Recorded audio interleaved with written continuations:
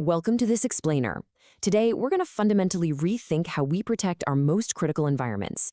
We're looking at sterile manufacturing and specifically how we design controls and establish a truly foolproof control hierarchy. This isn't just about tweaking a few minor rules here and there. It's about a complete mindset shift, moving away from relying on human perfection and moving towards engineering true safety. Picture this. A deviation happens. Human error occurs in the clean room. What's the default reaction in our industry? Almost every single time it's, well, let's retrain the operator. But we really have to stop and ask ourselves, is that actually enough?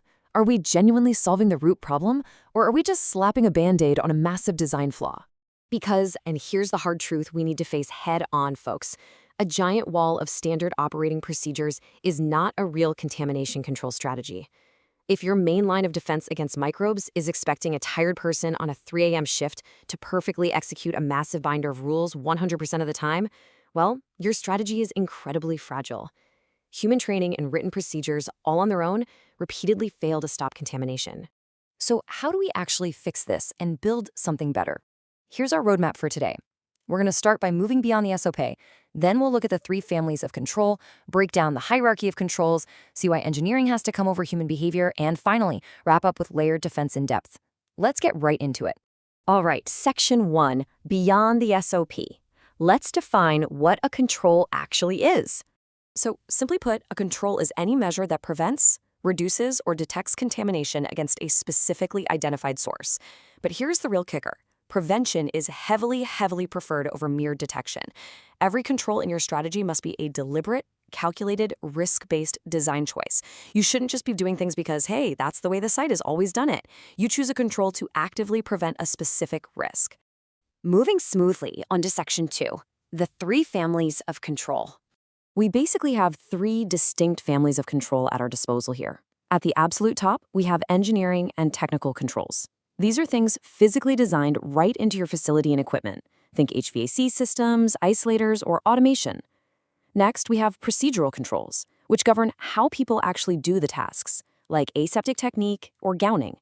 And finally, organizational controls, which handle the oversight structure, like training and workload scheduling. A robust strategy integrates all 3 of these to tackle microbial, particulate, and endotoxin risks. Which brings us to Section 3, the hierarchy of controls. Because as you'll see, we have to rank these by reliability.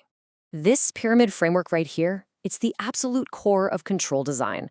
When you're looking at a contamination source, you have to read this list top down. First, ask yourself, can we just eliminate or substitute the hazard entirely? If you remove an open step, boom, you eliminate the risk. If you can't eliminate it, step 2 is to apply engineering and technical controls to design the risk out. Only, and I mean only, when those aren't enough, do you drop down to step 3, procedural controls, and step 4, organizational controls. You must work your way down the pyramid, never up. Let's dive deeper into why that top half is so important in Section 4, engineering over human behavior. Just look at the stark contrast here.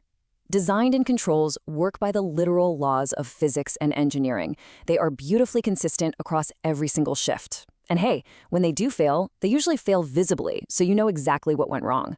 But on the flip side, behavior-dependent controls only work if a human performs them flawlessly every single time. They vary wildly based on how tired or stressed an operator is, and worse, they often fail silently. Physical engineered safety is just hands down preferred over variable human behavior. Human error is inevitable, right? We have to manage it with physics, not willpower. So when we implement the heavy hitters, engineering controls like highly classified HVAC systems, barrier technologies like RABs or fully sealed isolators, we are doing something incredibly powerful. We are physically separating the absolute greatest source of contamination, which is us, the people, from the critical zone. Separation is literally one of the most effective strategies in your entire toolkit. The benefits of automation and closed systems are pretty undeniable when you break it down. By removing the operator from the critical zone, you keep the product totally isolated from the room environment. Plus, using single-use systems entirely wipes out the risk of cross-contamination from shared cleaning validations. It's just simple math. Fewer manual, open interventions means fewer opportunities for contamination. You're effectively designing the human element completely out of the equation. And honestly, this brings up a point that should make all of us rethink our habits. Reaching for a new SOP, or just prescribing more training, is usually a remarkably weak answer to what is actually a fundamental design problem. If your deviation reports are constantly citing operator error, that's a glaring red flag. It means you are way over-relying on people and procedures.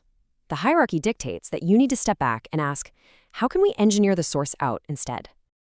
All right, final section, layered defense index. So let me ask you this. Is a shiny, state-of-the-art, validated isolator a complete strategy all on its own? We see this illusion a lot in the industry. This idea that one massive, expensive piece of equipment acts as a hero control that just magically solves all our contamination risks. But the answer to this is a definitive hard no. Because an isolator doesn't magically cover your components, your utilities, or endotoxin risks. You need concentric protection. Think of it like building a fortress. You have your outer facility grades, like your grade C or D support areas.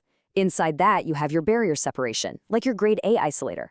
And inside that, you still need strict procedural controls like aseptic technique for handling materials. Each layer is there to catch what the previous one might have missed.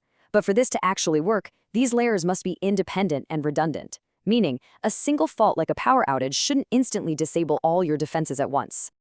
These controls, they interact. It's a living system, not just a list on a piece of paper. And the reality is, your weakest interacting control sets your real risk. Think of a chain. You can have a pristine, highly engineered isolator, but if it's paired with a sloppy, rushed material transfer by an operator, your defense is completely broken. You don't get some average level of safety. Your real risk is set entirely by that weak, bypassing transfer route. You absolutely have to find and fix the weak link. I want to leave you with this really powerful thought, straight from the source material. There is no zero risk in aseptic processing. Claiming zero risk isn't a badge of honor. It's a massive red flag. Every control leaves some kind of residual risk behind.